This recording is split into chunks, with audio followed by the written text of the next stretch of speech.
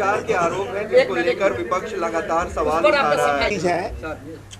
ये बिल्कुल बेबुनियाद, निराधार, जिसके अंदर कोई सच्चाई का तथ्य जो कोई सच्चाई का तथ्य नहीं है। नंबर एक। नंबर दो, जो आदमी ये ट्वीट कर रहा है, जो आदमी खुद इतने क्या कह सकते हैं, डेंसली, हम तो कहते हैं अंग्रेजी में उसको कहते हैं डेंसली, जो घिरे हुए हों इन सब चीज़ों से, जो चार्जशीटेड हों, अगर वो हम पे लगाएं तो बड़ा अच्छा नहीं लगता है। और सुन लीजिए, और सुन लीजिए, हमारे ऊपर कोई चार्जशीटेड नहीं है, कोई आरोप नहीं है, किसी तरह का कुछ नहीं है हमारे ऊपर आज के दिन में। और जिनके ऊपर जो हैं, जो अंदर हैं और जो अंदर जाने वाले हैं, वही लोग लगा रहे हैं। हम तो कह रहे हैं कि आज के दिन में मेरे ऊपर कुछ नहीं है। और कोर्ट ने आपको बरी कर दिया है? सवाल है, कोर्ट ने आपको बरी कर दिया है क्या? कोर्ट कुछ था ही नहीं तो कोर्ट तो बरी करेगा ही। अगर कुछ रहता तब ना। अगर कुछ नहीं था तो बर्खास्त क्यों किए गए थे आप पार्टी से? देखिए, ये सब चीज़ें कभी कभी मतलब क्या बताएं, मतलब ये सब सवालात उससे रिलेशन नहीं है। सवालात ये है कि हम एक ही चीज़ को रिपीट कर रहे हैं कि मेरे अगेंस्ट कुछ है ही नहीं, कोई तथ्य नहीं है, निराधार है, बेबुनियाद है और कुछ नहीं। सर, ये तो आपका दावा है, लेकिन मामला कोर्ट में अभी भी लंबित है। तो मामला कोर्ट में लंबित है, उसका इंतजार कर लीजिए ना आप, उसके बाद सवाल कीजिएगा। जब मामला कोर्ट में लंबित है तो आप इंतजार कर लीजिए ना। अभी कैसे आप कैसे आप सुन लीजिए, आप सवाल ये है, एक सवाल ये है,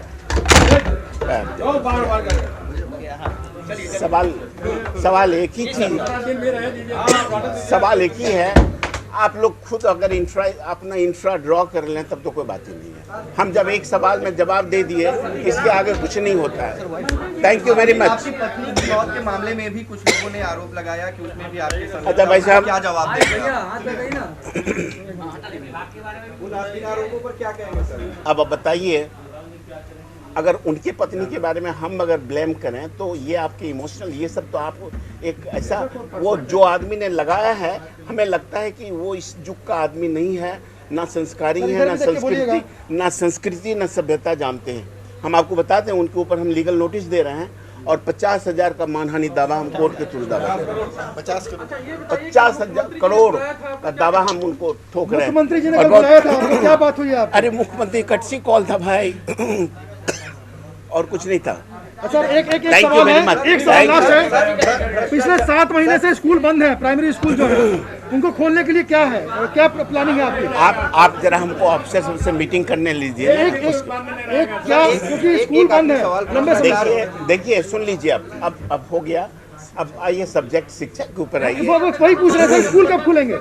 देखिए सुन लीजिए, देखिए अभी कोरोना काल है, ये ऐसी महामारी है जो पूरा विश्व इससे घबरा गया है।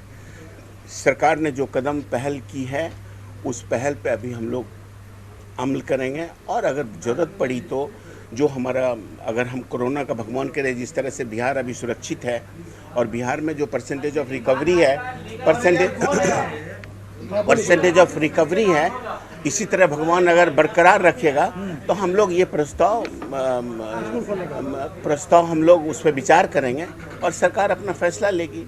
इसलिए उसके लिए भी तो समय दीजिए बात करने का।